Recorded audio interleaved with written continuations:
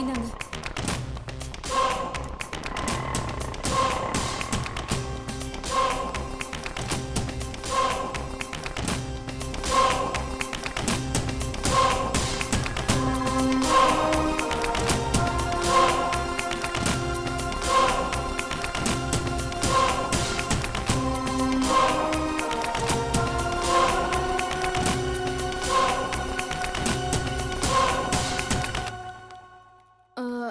Excuse me, இங்க நந்தினி யாரு? S, நான் தான். யார் நீங்க? என்ன விஷயம்? ஹலோ, ஐ அம் ஜெயந்தி. ம், நான் உங்ககிட்ட கொஞ்சம் பர்சனலா பேசணும். சொல்லுங்க. அஹ், இங்க வேண்டாம், தனியா பேசலாமா? இல்ல பரவாயில்ல, இங்கே சொல்லுங்க. இல்ல, பர்சனலான விஷயம், ரொம்ப சீக்ரெட்டும் கூட. ஒரு 10 மினிட்ஸ்ங்க. பக்கத்துல ஏதாவது ரெஸ்டாரண்ட் இருந்தா அங்க போய் பேசிட்டு வந்துடலாம்.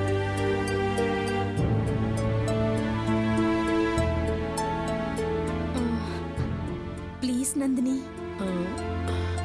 சரி, ஒரு நிமிஷம் இருங்க.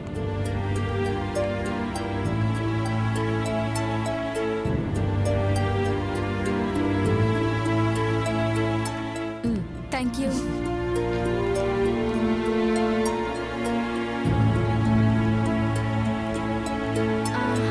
அங்க உட்காந்து பேசலாமா? ஓகே.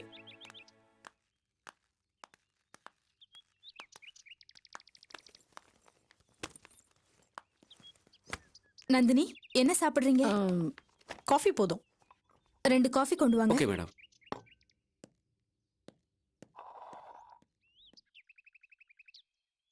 உங்களை இதுக்கு முன்னாடி நான் பார்த்ததே இல்ல.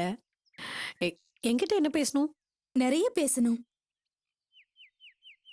உங்களுக்கு என்ன பத்தி தெரியாது, ஆனா எனக்கு உங்களை பத்தி எல்லாமே நல்லா தெரியும்.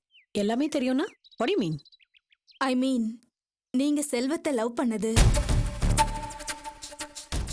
லவ் பண்ணிட்டு இருக்கிறது, அது மட்டும் இல்ல, உங்க காதலுக்காக நீங்க போலீஸ் ஸ்டேஷன் போனது, நடு ராத்திரியில நீங்க செல்வம் வீட்டுக்கு பொட்டியை தூக்கிட்டு போனது, அவங்க அம்மா உங்களை அடிச்சு அவமானப்படுத்தினது எல்லாமே எனக்கு நல்லா தெரியும்.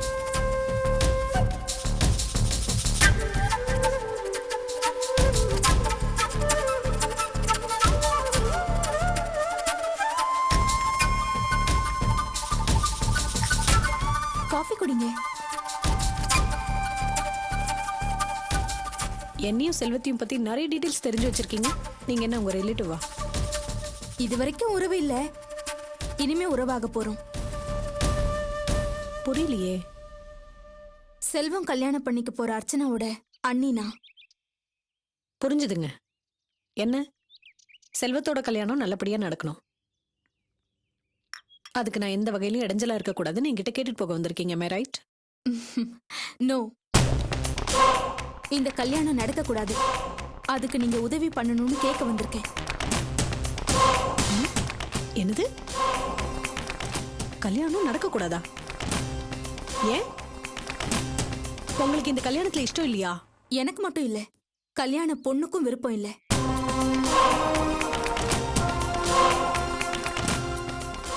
அர்ச்சனாவும் எங்க அண்ணனும் உயிருக்கு உயிரா லவ் பண்றாங்க. எங்க வீட்ல இருக்கிறவங்களுக்கு இந்த காதல்ல இஷ்டம் இல்ல. அர்ச்சனாவுக்கு சம்மதம் இல்லாம தான் இந்த கல்யாண ஏற்பாட்டெல்லாம் பண்ணிட்டு இருக்காங்க. நீங்க வந்து ஒரு வார்த்தை எங்க மாமியார் கிட்ட, செல்வத்தை நான் லவ் பண்றேன், நாங்க 2 பேரும் புருஷன் பொண்டாட்டியா வாழ்ந்துட்டு இருக்கோம்னு சொன்னீங்கன்னா போதும், உடனே இந்த கல்யாணம் நின்னு போயிடும். அதுக்கப்புறம் அர்ச்சனா இஷ்டப்பட்ட மாதிரி அவளுக்கு வாழ்க்கை அமைஞ்சிடும். உங்களுக்கும் செல்வம் திரும்ப கிடைச்ச மாதிரி இருக்கும் இல்லையா? என்ன சொல்றீங்க?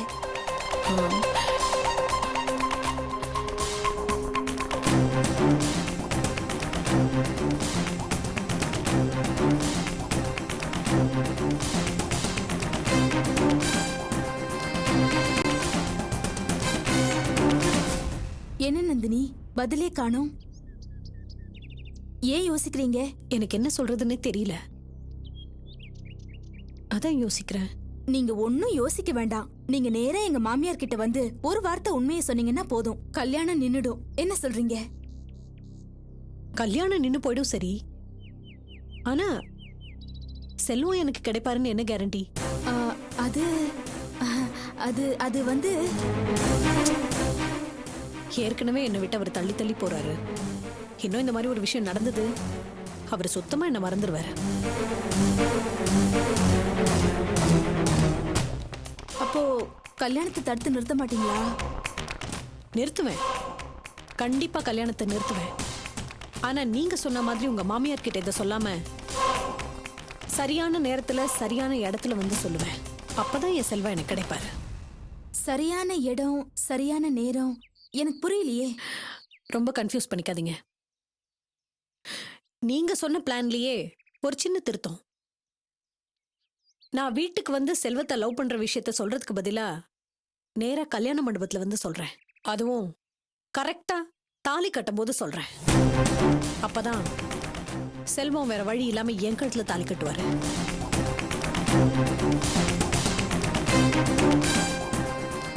நீங்க நினைச்ச மாதிரியே அர்ச்சனா கல்யாணமும் தடைப்பட்டு போகும். என்ன சொல்றீங்க? ஒரே கல்லுல 2 மாங்காய். Super plan. பரவாயில்லையே, நான் கூட உங்களை என்னவோ ஏதோ நினைச்சேங்க. Very brilliant. ஆமா, நீங்க கல்யாண மண்டபத்துக்கு வந்து கடைசி நேரத்துல செல்வத்தை பத்தி ஏதாவது சொன்னீங்கன்னா அங்க இருக்கிறவங்க எல்லாம் நம்புவாங்களா? ஏதாச்சும் ஆதாரம் வேண்டாமா? ஏற்கனவே நான் மண்டபத்துக்கு வந்து இந்த கல்யாணத்தை தடுத்து நிறுத்தணும்ன்ற பிளான்ல தான் ப்ரூஃப் எல்லாம் கலெக்ட் பண்ணிட்டு இருந்தேன்.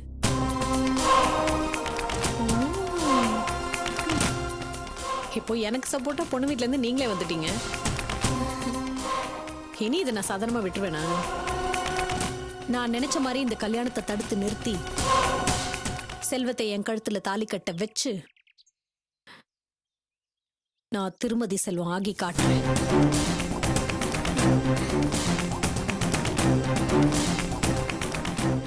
குட், இப்படிதான் இருக்கணும். இந்த விஷயம் சம்பந்தமா உங்களுக்கு என்ன ஹெல்ப் தேவைப்பட்டாலும் என்னை எப்ப வேணாலும் காண்டாக்ட் பண்ணலாம். இது என்னோட காண்டாக்ட் நம்பர். சரி, thank you so much.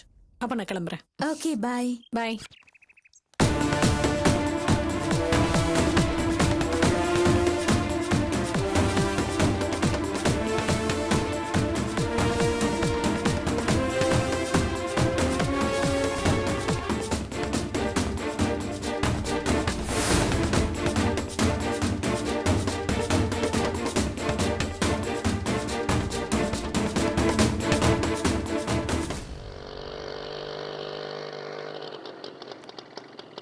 Selamat datang. Silama Atan. Selamat datang. சிலாமா டத்தான். ஓ சிலாமா டத்தானா? அப்படின்னா உள்ள வாங்க. உள்ள வாங்கவா? என்னங்க எழுதிக்கங்க. சில டுடு. சில டூடு. அப்படின்னா உட்காருங்க. ஓ உட்காருங்க. அப்படின்னா உட்காருங்களா? எழுதிக்கங்க. சில டுடு. டூடு. அப்புறம் என்னங்க? அப்ப கபார். அப்பா கப்பன். அப்படின்னா எப்படி இருக்கீங்க? ஓ எப்படி இருக்கீங்களாங்க? அப்பா கப்பான். சுட மக்கான். சோட சுட மக்கள். மக்கான். அப்படின்னா என்னங்க? அப்படின்னா சாப்பிட்டீங்களா?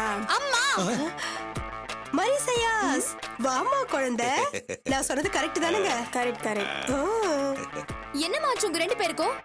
என்ன நடக்குதுங்க? நானும் உங்க அப்பாவோ மலையா பாஷை கத்துக்கிட்டு இருக்கோமா? வாமா நீ கூட கத்துக்கோ. எதுக்குமா இந்த கூத்து? மலையா பாஷா கத்துக்கிட்டு இப்ப என்ன பண்ண போறீங்க நீங்க 2 பேரும்? என்னம்மா இப்படி கேட்ட? சிங்கப்பூர் மலேசியா டூர் போக போறோம்ல, அங்க தமிழ்லயே பேசி சமாளிச்சுக்குவோம். இருந்தா கூட அங்க உள்ளவங்க நம்மள ஏமாத்திட கூடாது பாரு. அதுக்காக தான் முன்னேற்பாடா மலாய் பாஷை கத்துக்கிட்டு இருக்கோம். நாம மலேசியா டூர் போறோமா? என்னப்பா சொல்றீங்க? என்னம்மா நீ? நாங்க சூப்பர் ஜோடியில நம்பர் 1 செலக்ட் ஆயிருக்கோம்ல. இந்த ப்ரோகிராம ஸ்பான்சர் பண்ணவங்க தான் இந்த ட்ரிப்புக்கு ஏற்பாடு பண்ணிருக்காங்க. ஆமா ஆமாமா, நம்ம 3 பேரும் மலேசியா போறதுக்கு up and down flight ticket, அங்க போய் தங்கறதுக்கு உண்டான ஹோட்டல் செலவு, சாப்பாடு எல்லாத்தையும் அவங்களே பாத்துக்கறாங்களாம். நம்மளுக்கு 5 பைசா செலவு கிடையாது. என்னம்மா வளர்றீங்க? எந்த சேனல்லயும் அந்த மாதிரி ஒண்ணும் சூப்பர் ஜோடி போட்டின்னு ப்ரோகிராம் நடத்துற மாதிரியே தெரியலையே. என்னம்மா இப்படி சொல்ற? அப்படி ஒண்ணு நடக்கவே இல்லையா? ஆமாப்பா, அந்த மாதிரி நடந்திருந்தா எந்த சேனல்லையாவது ட்ரைலர் போட்டிருப்பாங்கல்ல. ஐயோ, எனக்கு இப்பவே கண்ணை கட்டுதே. சும்மா இருங்க, அப்புறமா போட்டாலும் போடுவாங்க. வாசு தம்பி அப்படிலாம் சும்மா சொல்லாது. ஆமாம்மா வாசு தம்பி ரொம்ப நல்ல புள்ள அப்பெல்லாம் பொய் சொல்லாது. என்னப்பா சொல்றீங்க? வாசு தம்பியா? ஆமாம்மா, அன்னைக்கு வந்து என்னையும் உங்க அம்மாவையும் இன்டர்வியூ பண்ணிட்டு போச்சு அதே வாசு தம்பி தான். நாங்க 2 பேரும் சூப்பர் ஜோடியில நம்பர் 1 செலக்ட் ஆயிருக்கோமா. அவங்க விதிமுறைப்படி செலக்ட் ஆனவங்களுக்கு தான தர்மம் பண்ற குணம் இருக்கான்னு டெஸ்ட் பண்ணுவாங்களாம். அதனால ஏதோ அநாத ஆசிரமத்துக்கு டொனேஷன் தரணும் அப்படின்னு சொன்னாரு. 10,000 ரூபாய் கேட்டாரு. 1 லட்சம் ரூபாய் நமக்கு கொடுக்க போறாங்களே, அதுல 10% தானே, போனா போகட்டும்னு நானும் செக் எழுதி கொடுத்தேன். தம்பியும் வாங்கிட்டு போயிடுச்சு. அதனால நாம சிங்கப்பூர் மலேசியா போறது கன்ஃபார்ம். நீங்க சொல்லுங்க. ஓஹோ, ஆசிரமத்துக்கு கொடுத்த செக் இங்க இருந்து தான் போயிருக்கா? நாம அவனை மாட்டி விட்டா அவன் நம்ம கிட்டே ஆட்டைய போட்டிருக்கானே. வாசு, யூ ஆர் ஸ்வீட் ராஸ்கல்டா. ஏமாத்தாதே, ஏமாறாதே, ஏமாத்தாதே. நான் ஏமாந்தவன் இல்ல. இதுக்கு மலைய பாஷையில எப்படி சொல்லணும்? அது எதுக்குப்பா இப்போ உங்களுக்கு? என்னம்மா இப்படி கேட்ட? நாளைக்கு நம்ம மலேசியாவுக்கு போறோம். நம்மள யாராவது ஏமாத்திட்டாங்கன்னா அதுக்காகத்தான். உங்களை போய் யாராவது ஏமாத்த முடியுமாப்பா? நீங்க யாரு? எவ்வளவு பெரிய புத்திசாலி. அது கரெக்ட். நீ சொன்னியே அது கரெக்ட் தாமா. உள்நாட்டுல என்ன யாரும் ஏமாத்த முடியாது. ஆனா வெளிநாட்டுல யாராவது ஏமாத்திட்டா அதுக்காகத்தான் எச்சரிக்கையா இப்பவே மலாய் பாஷை கத்துக்கிட்டு இருக்கோம்.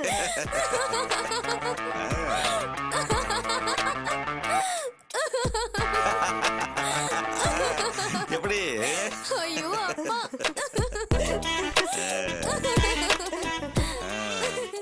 ஏன் உங்க பொண்ணு சிரிச்சுக்கிட்டே போகுது? அதுக்கு பெருமை. அப்பரோட புத்திசாலித்தனத்தை நினைச்சு அது பெருமைப்படுது. நீங்க பாடத்தை கண்டினியூ பண்ணுங்க. ஓகே. ஜாங்கான் மணிப்பூ அப்படின்னா ஏமாத்தாத. ஜாங்கன் மணிப்பூ ஏமாத்தாதே. சயா தக்கான் டித்திப்பூ. செய்யா தக்கான் டித்திப்பூ அப்படின்னா நான் ஏமாற மாட்டேன். நான் ஏன் வர மாட்டேன். ஜாங்கா மணிப்பூ செய்யா தக்கான் டித்திப்பூ. கரெக்டா? கரெக்ட்.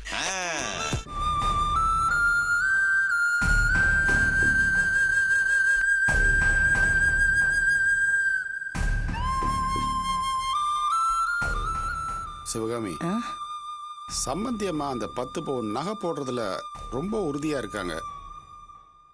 என்ன செய்யறது? நம்ம போட்டு தான் ஆகணும் போல இருக்கு.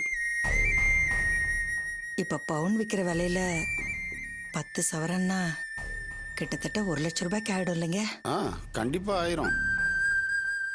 ஏண்டா வினோத், இவ்வளோ பெரிய தொகையை இவ்வளோ குயிக்கா நம்மளால அரேஞ்ச் பண்ண முடியுமா? எப்படி புரட்ட போற? ஏதாவது யோசிச்சியா? அதான்ப்பா எனக்கும் ஒன்றும் புரியல. ஏற்கனவே ஆஃபீஸில் லோன் போட்டு எல்லா பணமும் வாங்கியாச்சு. தெரிஞ்சவங்ககிட்டையும் கைமாத்தா வாங்கி தான் பேலன்ஸ் அமௌண்ட்டை ரெடி பண்ணி கொடுத்தேன்.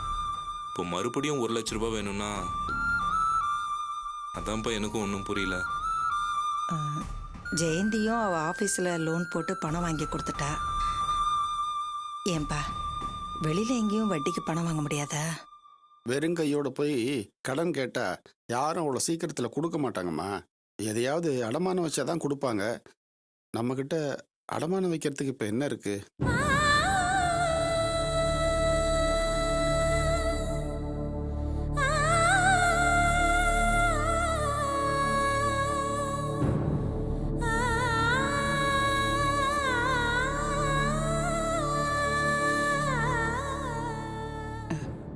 ஏங்க, நான் ஒன்று சொன்னா யாரும் கோச்சிக்க மாட்டீங்களே?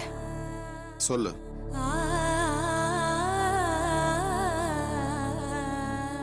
என்ன விஷயமா சொல்லுங்க. இல்ல, நாம இந்த வீட்டை வச்சு கடன் வாங்கினா என்ன?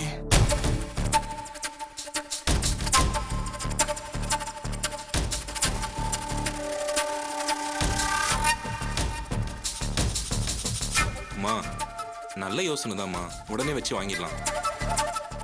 ஏண்டா வினோத், நல்லா யோசிச்சு தான் சொல்றியா? பா இதுல யோசிக்கிறதுக்கு என்னப்பா இருக்கு? அம்மாவுக்கு தோணுன யோசனை எனக்கு தோணாம போச்சு. அதான் வருத்தமா இருக்கு. மா நாளைக்கே 10 வச்சு பணத்தை வாங்கிடலாமா? அண்ணா, நான் சொல்றது தயவு செஞ்சு இப்பயாவது கொஞ்சம் கேளுங்க.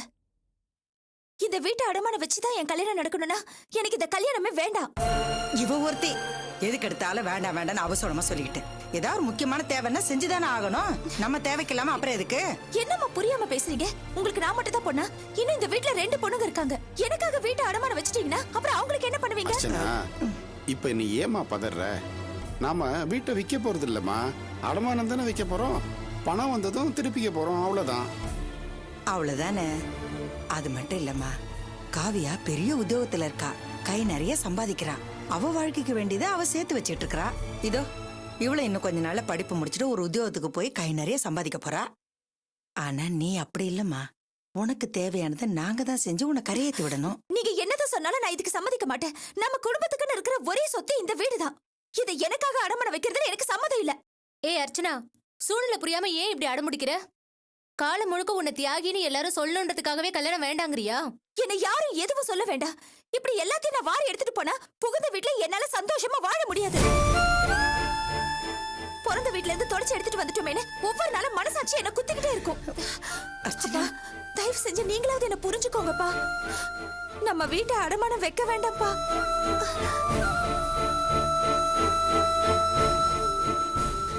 அர்ச்சனா, உன் மனசு எனக்கு புரியுதுமா. ஆனா உன் அப்பா பணக்காரன் இல்லம்மா. எல்லாரையும் போல நான் ஒன்றும் பணம் சேர்த்து வைக்கல. வீட்டை அடமானம் வைக்காம உனக்கு எப்படா கல்யாணம் பண்றது? அப்பா பரவாயில்லப்பா, கவலைப்படாதீங்க. அர்ச்சனா மனசுபடியே வீட்டை அடமானம் வைக்காம வேற ஏதாவது ஏற்பாடு பண்ண. நான் வேற பக்கம் ஏதாவது முயற்சி பண்றேன்ப்பா.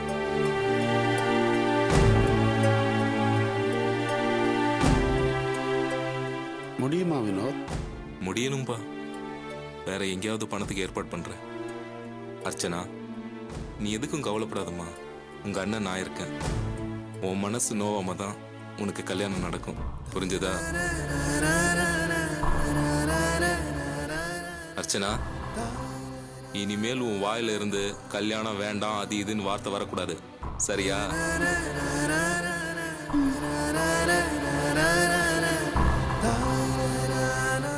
கல்யாணம் பொண்ணா லட்சணமா சந்தோஷமா சிரிச்சிட்டு இருமா. பா, நீங்க எதை பத்தியும் கவலைப்படாதீங்க. பணத்துக்கெல்லாம் நான் ஏற்பாடு பண்றேன்.